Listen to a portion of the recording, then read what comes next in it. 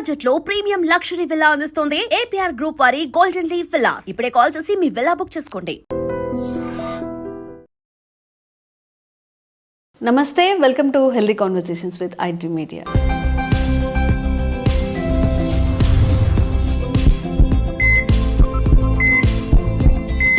నేను మీ ఝాన్సీ. సో ఈరోజు మనతో ఉన్నారు వంటింటి చిట్కాలకు కేర్ ఆఫ్ అడ్రస్ అయిన మధుసూదన్ శర్మ గారు, ఎండి ఇన్ ఆయుర్వేద. మరి షుగర్ గురించి మనం మాట్లాడుకుంటున్నట్లయితే చాలా మందికి ఇప్పుడు అంటే యంగ్ ఏజ్లోనే షుగర్ బారిన పడుతున్నారు. మరి దీన్ని స్టాప్ చేయడం ఎలాగా? ఇప్పుడు కొంతమందికి షుగర్ వచ్చినప్పుడు హై లెవెల్ ఆఫ్ షుగర్స్ ఉంటాయి, వాటిని ఎలా కంట్రోల్ చేసుకోవాలి, ఈ విషయం గురించి మాట్లాడదాము. నమస్తే సార్. నమస్తే. షుగర్ అనేది అక్కడే ఆగకుండా చాలా డిసీజెస్ని మన బాడీలోకి ఇన్వైట్ చేసేస్తుంది. అంటే ఒక షుగర్ వచ్చిన తర్వాత బీపీ కానీ రిలేటెడ్ ఇష్యూస్ కానీ చాలా ఎక్కువగా వస్తుంటాయి. కాబట్టి ఈ షుగర్ గురించి మీరు ఏం చెప్తారు? ఎలా దాన్ని మనం కంట్రోల్ చేసుకోవాలి? అసలు రాకుండా ఉండాలంటే ఏం చేయాల్సి ఉంటుంది? ఓకే, షుగర్ వ్యాధి ఈ మధ్యకాలంలో ఒక భారతదేశంలోనే కాకుండా ప్రపంచవ్యాప్తంగా కూడా విపరీతంగా పెరిగిపోతుందమ్మా. సో భయభ్రాంతులకు గురి చేస్తుంది. ముఖ్యంగా ఈ భారతదేశము, చైనా వంటి దేశాలలో మరీ విపరీతంగా ఈ కేసులు పెరిగిపోతున్నాయమ్మా. భారతదేశంలో కూడా, దక్షిణ భారతదేశంలో, ఉత్తర భారతదేశంలో కూడా షుగర్ వ్యాధిగ్రస్తుల సంఖ్య విపరీతంగా పెరిగిపోతుందమ్మా. ఇది నిజంగా చాలా శోచనీయమైన విషయము, బాధాకరమైన విషయమా. షుగర్ వ్యాధికి ప్రధానమైన కారణము లైఫ్ స్టైల్, జీవన విధానం సరిగ్గా లేకపోవడం. అంటే మన ఆహార విధి విధానాలు మారిపోయాయి, అదేవిధంగా జీవన విధానాలు మారిపోయాయి. దీనివల్లనే షుగర్ వ్యాధి ఎక్కువ శాతం మందులు, 190% మందిలో వస్తుందమ్మా. పూర్వకాలం అయితే షుగర్ వ్యాధిగ్రస్తులను మరి వెతకాల్సి వచ్చేదమ్మా ఎక్కడున్నారని చెప్పేసి. ఈ కాలంలో షుగర్ లేనటువంటి వాళ్ళని వెతకాల్సినటువంటి రోజులు భవిష్యత్తులో రాబోతున్నాయని చెప్పేసి కూడా అనిపిస్తుందమ్మా. సో ఇంచుమించు ప్రతి ఇంట్లో కూడా షుగర్ వ్యాధిగ్రస్తులు 5 మంది జనాలు ఉన్నారంటే 5 మంది దాదాపు 3-4 ఆ కోవలోకి చెందేటువంటి పరిస్థితి ఏర్పడుతుందమ్మా. సో పిండి పదార్థాల సేవన ఎక్కువ, మానసిక ఒత్తిడి, అదేవిధంగా ఈ వాతావరణ కాలుష్యము, రకరకాలైనటువంటి కృత్రిమ పదార్థాలు, fast foods, junk foods, bakery foods ఇలాంటివి తీసుకోవడము, ప్రిజర్వేటివ్స్, తర్వాత ఈ ప్యాక్డ్ ఫుడ్స్ ఇలాంటివి తీసుకోవడము, నంబర్ ఆఫ్ రీజన్స్ వల్ల ఈ యొక్క షుగర్ ప్రాబ్లం మొదలవుతుందమ్మా. సో షుగర్ను బాగా నియంత్రణలో ఉంచుకోవాలమ్మా. ఎప్పుడైతే షుగర్ను నియంత్రణలో ఉంచుకోకపోతే ప్రథమ దశలో అంత చెప్పుకోదగ్గ స్థాయిలో ఇబ్బంది లేకపోయినప్పటికీ క్రమంగా ఇంత ఒట్టిడింత అయిన చందాన క్రమక్రమంగా రకరకాల కాంప్లికేషన్స్ కూడా దారితీస్తుందమ్మా. అంటే తల నుంచి కాళ్ళ వరకు ప్రతి అవయవము, ప్రతి కణము ఈ షుగర్తో ఇన్వాల్వ్ అయిపోతుంది. దీనివల్ల అస్తవ్యస్తం అయిపోయి మొత్తం సమస్తమైన శరీరం కూడా అనారోగ్యం పాలయ్యేదానికి అవకాశం ఉంటుందమ్మా. అంటే తలకు సంబంధించిన జబ్బులు, కళ్ళకు సంబంధించిన జబ్బులు, అంటే తలకు సంబంధించిన జబ్బులు అంటే మెదడుకు సంబంధించినటువంటిమా, ఈ ఆల్జీమర్స్ రావడము, పక్షవాతం రావడము, పార్కిన్సన్స్ సమస్య రావడము, ఇలాంటి సమస్యలు, కంటికి సంబంధించినటువంటి జబ్బులు రావడము, గుండెకు సంబంధించినటువంటి రక్తనాళాలకు సంబంధించినటువంటి సమస్యలు రావడము, అదేవిధంగా మూత్రపిండాలకు సంబంధించినటువంటి సమస్యలు రావడము, నరాలకు సంబంధించినటువంటి సమస్యలు రావడము, ప్రత్యుత్పత్తి వ్యవస్థకు సంబంధించినటువంటి సమస్యలు రావడము, చర్మానికి సంబంధించినటువంటి సమస్యలు రావడం. ఒకటేమిటమ్మా, అందుకే చెప్పాను కదమ్మా, ప్రతి దానికి ఫౌండేషన్ షుగర్ అనమాట. సో మరి షుగర్ వచ్చినప్పుడు వైద్యుల వద్దకు వెళ్ళినప్పుడు షుగర్ నియంత్రణలో భాగంగా ఆహార విహారాలు వాళ్ళు ఎలాంటి పాటించాలో చెబుతూ ఔషధాలు సూచిస్తారు. కొంతమందిలో కొన్నాళ్ల పాటు ఔషధం వల్ల వాళ్ళు చెప్పేటువంటి ఆహార నియమాలు వీళ్ళు పాటించడం వల్ల కొన్నాళ్ల పాటు నియంత్రణ ఉన్నప్పటికీ మరి వీళ్ళకి తెలియక చేసేటువంటి పొరపాట్ల వల్ల మరి ఇంకా షుగరు కంట్రోల్ తప్పిపోతుందమ్మా. సో డాక్టర్ వద్దకు వెళ్ళినప్పుడు షుగర్ పెరిగినప్పుడు డాక్టర్ గారు కూడా తప్పని పరిస్థితుల్లో షుగర్ మాత్రలు డోస్ పెంచుతారు. సో వాటి వల్ల కూడా కంట్రోల్ కాకపోతే మరిన్ని కొన్ని కొత్త మందులు తోడు చేస్తారు. దాంతో సాధ్యం కాకపోతే ఇన్సులిన్ వాడవలసినటువంటి పరిస్థితి ఏర్పడుతుంటుందమ్మా. సో కాబట్టి ఇలాంటి పరిస్థితి ఎదురయ్యే కొద్దీ మరి టాబ్లెట్స్ ఎక్కువ వాడే కొద్దీ, డోస్ వాడే కొద్దీ కాంప్లికేషన్స్ వస్తుంటాయి, మందుల వల్ల సైడ్ ఎఫెక్ట్స్ వస్తుంటాయి. అదేవిధంగా షుగర్ లోపల ఈ విధంగా పెరిగిపోవడం వల్ల కూడా సైడ్ ఎఫెక్ట్స్ వస్తుంటాయి అమ్మా. సో డాక్టర్ సూచించిన మేరకు ఔషధాలు వాడుతూ ఆహార విధి విధానాలు పాటిస్తూ నేను చెప్పినటువంటి ఇప్పుడు చెప్పబోయేటువంటి ఔషధాన్ని వాడుకోవడం వల్ల షుగర్ నియంత్రణలో ఉండడమే కాకుండా ఆధునిక కృత్రిమ రసాయన ఔషధాలు బాగా డోస్ తగ్గించుకోవచ్చు. భవిష్యత్తులో ఎలాంటి కాంప్లికేషన్స్ రాకుండా కూడా కంట్రోల్ చేసుకోవచ్చు. వచ్చినటువంటి కాంప్లికేషన్స్ కూడా ప్రమాదకరంగా పరిణమించకుండా కూడా మనం ఇప్పుడు చెప్పబోయేటువంటి ఔషధం సదా ఆ యొక్క ప్రభావం దేహంలో ఉంటూ కాపాడుతుంటుంది. సో ఎలాంటి ఔషధాన్ని తయారు చేసుకోవాలంటే కాకరకాయ ఫస్ట్ తీసుకోవాలమ్మా. సో కాకరకాయలు మనకు సంవత్సరం అంతా మార్కెట్లో దొరుకుతాయి. సో ఇలాంటి కాకరకాయలు బాగా లావుపాటి కాకరకాయలు తెచ్చుకొని నీటితో కడిగేసి శుభ్రం చేసేసి తుడిచేసేసి చిన్న చిన్న చిప్స్ లాగా చేసేసి నీడలో ఎండబెట్టేసేసి బాగా నీడలో చిప్స్ చేసేసి ఎండబెట్టేసేయాలమ్మా. ఇప్పుడు ఆలు చిప్స్ ఇలా చేస్తామమ్మా, అంటే బనానా చిప్స్ అలా చిన్న చిన్న చిప్స్ లాగా చేసేసి నీడలో పెట్టేసేయాలమ్మా. ఎండలో పెట్టకూడదు, ఔషధ గుణాలు తగ్గిపోతాయి. నీడలో పెట్టేసేసి ఒక 2-3 days 2 to 4 days బాగా ఎండిపోయేదాకా పెట్టేసి మిక్సీలో వేసేస్తే మెత్తగా పౌడర్ అయిపోతుందమ్మా. సో అలాంటి కాకరకాయ పౌడరు మనం షుగర్ వ్యాధికి వాడుకోవాల్సి వస్తుంది. సో ఇప్పుడు మామూలుగా ఈ పచ్చి కాకరకాయలు వేసుకోకూడదా అండి, మిక్సీకి వేసుకొని తాగకూడదా? అది రోజు తీసుకోవడం అంటే కష్టం అయిపోతుందమ్మా, చేదు గుణం కూడా ఎక్కువ అయిపోతుంది, కొంతమంది తీసుకోవాలంటే ఇబ్బంది పడతారు, అది కూడా మంచిదే.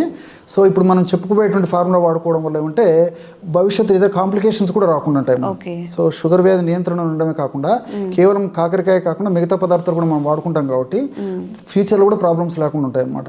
అందుకోసం ఫార్ములా రూపంలో అయితే తీసుకోవడం కూడా ఈజీగా ఉంటుందమ్మా. సో ఈ కాకరకాయ పౌడరు నేను చెప్పినటువంటి పద్ధతిలో తయారు చేసుకుని ఒక 50 grams తీసుకోవాలి. సో ఈ కాకరకాయ షుగర్ను తగ్గించేందుకు చాలా అద్భుతంగా పనిచేస్తుందమ్మా. సో మీరు వినింటారు చాలామంది చెప్పగా అదేవిధంగా కొంత విషయాలు కూడా మీరు గమనించి ఉంటారమ్మా.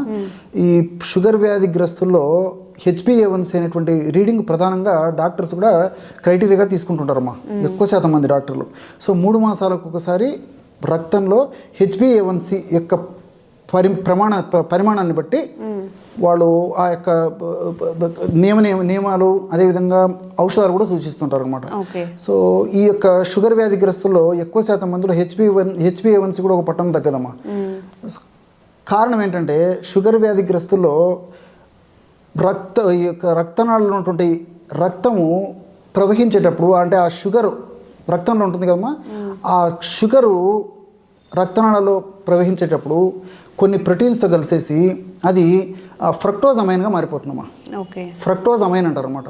ఎప్పుడైతే ఫ్రక్టోజ్ అమైన్గా ఆ షుగర్ రక్తనాళాల్లో ఉన్నటువంటి రక్తనాళాల్లో ప్రసరించేటువంటి షుగర్ మారిపోయిందో అటువంటి ఫ్రక్టోజ్ అమైన్ని సెల్స్ ఈజీగా గ్రహించలేవు అనమాట. సో సెల్స్ ఎప్పుడైతే ఈజీగా గ్రహించలేవో అప్పుడు షుగర్ విపరీతంగా పెరిగిపోతుంటుంది. అది HbA1c కారణం. సో మరి కాకర ఎలా పనిచేస్తుందంటే HbA1cని తగ్గిస్తుందమ్మా. ఎలాగంటే ఇప్పుడు ఫ్రక్టోజ్ అమైన్ అనేటువంటి పదార్థము ఈ బ్లడ్ బేస్ రక్తంలో షుగర్ పద్ధతిలో ఉంది కదమ్మా. సో ఈ కాకరలో ఉన్నటువంటి ఈ చారెంటిన్, విసిసిన్, ఇన్సులిన్ లైక్ పెప్టైడ్ ఇలాంటి రసాయన పదార్థాలు ఏం చేస్తాయంటమ్మా, దాన్ని విడగొట్టేసేసి మామూలు షుగర్ కింద కన్వర్ట్ చేసేస్తాయి. ఎప్పుడైతే ఆ విధంగా కన్వర్ట్ అయిపోయిందో సెల్స్ ఈజీగా గ్రహిస్తాయి. సో సెల్స్లోకి ఎప్పుడైతే ఈ యొక్క షుగర్ లోపలికి వెళ్ళిపోయిందో అప్పుడు బ్లడ్లో తగ్గిపోతుందమ్మా. సో HbA1c తగ్గేందుకు కూడా కాకరకాయ చాలా అద్భుతంగా పనిచేస్తుంది. అంటే షుగర్ను నియంత్రించడమే కాకుండా HbA1cని తగ్గించేందుకు కూడా కాకరకాయ చాలా అద్భుతంగా పనిచేస్తుందమ్మా. సో అదేవిధంగా ఈ షుగర్ వ్యాధిగ్రస్తుల్లో తరచుగా ఇన్ఫెక్షన్స్ వస్తుంటాయి, బ్యాక్టీరియల్ ఇన్ఫెక్షన్స్ కానీ ఫంగల్ ఇన్ఫెక్షన్స్ కానీ ఇలాంటి అనేక రకాల ఇన్ఫెక్షన్స్ వస్తుంటాయి. రక్తానికి సంబంధించిన ఇబ్బందులు వస్తుంటాయి, చర్మం దురద పెట్టడం ఇలాంటివి జరుగుతుంటాయి. ఇలాంటివన్నిటికీ కూడా కాకరకాయ చాలా అద్భుతంగా పనిచేస్తుందమ్మా. సో మల్టిపుల్ బెనిఫిట్స్ కాకరకాయకు ఉంటాయి. రెండవ పదార్థంగా కరివేపాకమ్మా. సో కరివేపాకును కూడా మనం ఎండబెట్టేసేసి అంటే బాగా శుభ్రంగా కడిగేసేసి ఆరించేసి తుడిచేసేసి బాగా నీడలో ఎండించేసి పౌడర్లాగా తయారు చేసేసుకొని ఆ కరివేపాకు పొడి కూడా 50 grams తీసుకోవాలమ్మా. ఇది కరివేపాకులో ఏ విటమిన్ పుష్కలంగా ఉంది, కాల్షియం పుష్కలంగా ఉంది, ఫైబర్ ఎక్కువగా ఉంది, అనేక రకాలైన మినరల్స్ ఇందులో ఉన్నాయి. సో కంటి వ్యాధులు రాకుండా ఉండేందుకు, షుగర్ వ్యాధి నియంత్రణలో ఉంచడమే కాకుండా కంటి వ్యాధులు రాకుండా ఉండేది కూడా ఇది కాపాడుతున్నామా. సో సర్వసాధారణంగా చాలా మందిలో షుగర్ వ్యాధిగ్రస్తుల్లో కళ్ళు ఇన్వాల్వ్ అయిపోయి కంటికి సంబంధించి రెటినల్ ప్రాబ్లమ్స్, అదేవిధంగా క్యాటరాక్ట్ ఇలాంటి అనేక రకాల సమస్యలు, విజన్ ప్రాబ్లమ్స్ ఇవి వస్తుంటాయమ్మా. సో వాటిని నుంచి కాపాడేందుకు, ఆ సమస్యలు రాకుండా ఉండేందుకు, వచ్చినప్పటికీ త్వరగా తగ్గేందుకు, ప్రమాదకరంగా పరిణమించకుండా ఉండేందుకు ఈ యొక్క కరివేపాకు పొడి ఉపయోగపడుతుంది. సో 50 grams కరివేపాకు పొడి తీసుకోవాలమ్మా. మూడవది వచ్చేసి పసుపు పొడి. పసుపు కొమ్మను దంచి తయారు చేసుకుంటుంటే పసుపు పొడమ్మా. ఈ పసుపులో కుర్కుమిన్ అనేటువంటి రసాయన పదార్థం ఉందమ్మా. ఈ కుర్కుమిన్ అనేటువంటి రసాయన పదార్థం ఏంటంటే ఈ ఇన్సులిన్ సిక్రేషన్ బాగా ఉత్పత్తి చేస్తుంది. ఉత్పత్తి అయినటువంటి ఇన్సులిన్ కూడా సక్రమంగా పనిచేసేందుకు, అంటే ఇన్సులిన్ సెన్సిటివిటీని కూడా పెంచుతామా. ఇన్సులిన్ ప్రొడక్షన్ పెంచుతుంది, ఇన్సులిన్ సెన్సిటివిటీని పెంచుతుంది, షుగర్ నియంత్రణ ఉంచేందుకు ఉపయోగపడుతుంది. తర్వాత ఈ షుగర్ వల్ల మెదడుకు సంబంధించిన జబ్బులు, అంటే ఈ వృద్ధాప్య మెదడుకు సంబంధించిన జబ్బులు, అంటే జ్ఞాపక శక్తి తగ్గిపోవడము, పక్షవాతం రావడము, అదేవిధంగా పార్కిన్సన్స్ ఇలాంటి సమస్యలు రావడం, ఇలాంటి సమస్యలు రాకుండా ఉండేందుకు కూడా ఈ యొక్క పసుపులో ఉన్నట్టు కుర్కుమిన్ ఉపయోగపడుతుందమ్మా. చివరగా ఉసిరి. ఉసిరి పొడేమా మనకు మార్కెట్లో అమల పౌడర్ అనే రూపంలో దొరుకుతుంది. ఇలాంటి ఉసిరి కాయలతో తయారు చేస్తారమ్మా. ఉసిరిక పొడి ఒక 50 గ్రాములు తీసుకోవాలి. సో ఉసిరిక పొడి వాడుకోవడం వల్ల ఏం జరుగుతుందమ్మా, వ్యాధి నిరోధక శక్తిని పెంపొందించేందుకు చాలా అద్భుతంగా పనిచేస్తుంది. షుగర్ వ్యాధిని నియంత్రించేందుకు ఇది చాలా అద్భుతంగా పనిచేస్తుంది. సో భవిష్యత్తులో మరి షుగర్ వ్యాధి వల్ల చిన్న వయస్సులోనే వృద్ధాప్య లక్షణాలు రాకుండా ఉండేందుకు యాంటీ ఆక్సిడెంట్ కూడా పనిచేస్తుందమ్మా. సో మల్టిపుల్ బెనిఫిట్స్ ఈ యొక్క ఉసిరిక పొడిలు ఉన్నాయి. సో ఈ 4 పౌడర్లు కలుపుకోవడం వల్ల చాలా షుగర్ వ్యాధికి చాలా అద్భుతంగా పనిచేసేటువంటి ఔషధం తయారైపోతుందమ్మా. సో కాకరకాయ పొడి, కరివేపాకు పొడి, తర్వాత పసుపు పొడి, చివరగా ఉసిరిక పొడి ఒక్కొక్కటి 50 గ్రాముల చొప్పున తీసుకోవడం వల్ల టోటల్ 200 గ్రామ్స్ అవుతుందమ్మా. ఇది 40 రోజుల కోర్స్ అమ్మా. సో రోజు మార్నింగ్ ఆహారానికి ముందు, నైట్ ఆహారానికి ముందు ఒక ½ టీ స్పూన్ అంటే 2.5 గ్రామ్స్ ఒక 50 ml వాటర్లో కలిపి తీసుకోవాలి. సో రోజు అలా తీసుకోవడం వల్ల 40 డేస్కి ఈ మెడిసిన్ అయిపోతుంది. మళ్ళీ ఫ్రెష్గా తయారు చేసుకొని వాడుకోవాలమ్మా. సో దీర్ఘకాలం పాటు వాడినప్పటికీ అన్ని సైడ్ బెనిఫిట్స్ ఉంటాయి కానీ ఎలాంటి సైడ్ ఎఫెక్ట్స్ కూడా ఉండవు. సో ఇంగ్లీష్ మందుల యొక్క డోసు నేను ఇంతకుముందు చెప్పినట్టు చాలా వరకు తగ్గించుకోవచ్చు. వాటి యొక్క సైడ్ ఎఫెక్ట్స్ నుంచి కూడా బయటపడవచ్చు. Okay, thank you so much sir. And for more videos, Please subscribe to iDream. Please subscribe to iDream. Please subscribe iDream. And please subscribe to iDream. For more videos, subscribe to iDream. please like, share and subscribe to the channel. Congratulations, iDream. Subscribe to iDream. Subscribe to iDream. So subscribe to iDream Media. iDream ki iDream team andarki huge congratulations. Please subscribe iDream Media. Please subscribe to iDream. Subscribe iDream. Please subscribe to iDream. iDream అంటే నా కళల ఛానల్ను subscribe చేసుకున్న నోరు తిరుగుతలేదు, మీరైతే గంట గుర్తు కొట్టండి. For more such videos, please subscribe to iDream. Subscribe to iDream. Please subscribe to iDream. Please subscribe iDream Media. Please do subscribe to iDream. Please subscribe to iDream Media. For best entertainment and information, please subscribe iDream. And don't forget to subscribe to iDream.